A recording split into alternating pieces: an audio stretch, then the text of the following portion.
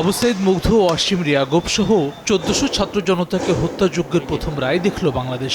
জুলাই অভ্যুত্থানে ক্ষমতাচ্যুত প্রধানমন্ত্রী শেখ হাসিনা এখন ফাঁসির আসামি।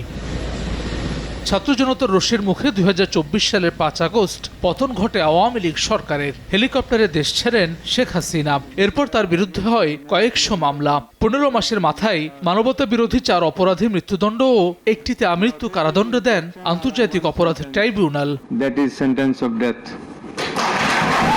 মানবতা বিরোধী অপরাধের পর পুরো বিচার প্রক্রিয়াকে স্বচ্ছ ও আন্তর্জাতিক মানের উল্লেখ করে এই সিনিয়র আইনজীবী বলছেন, এই রায় দল হিসেবে আওয়ামী লীগের বিচারেও কাজে লাগবে।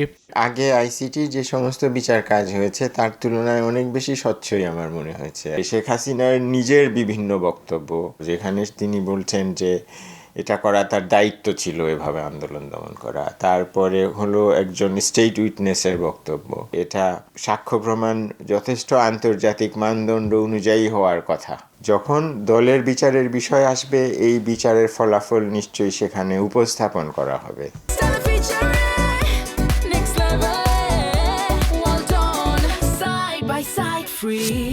শেখ হাসিনা রায়কে নজিরবিহীন দৃষ্টান্ত উল্লেখ করেই রাজনৈতিক বিশ্লেষক বলছেন, জুলাই হত্যাযজ্ঞের পূর্ণাঙ্গ বিচার নিশ্চিতে সব রাজনৈতিক দলকে ঐক্যবদ্ধ থাকতে হবে।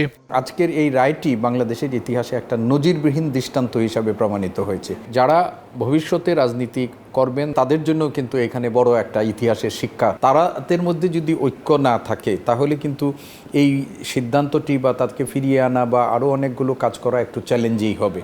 মৃত্যুদণ্ড হয় ভারত থেকে শেখ হাসিনাকে ফিরিয়ে আনা কঠিন হলেও হাল না ছাড়ার পরামর্শ দুই বিশেষজ্ঞেরই।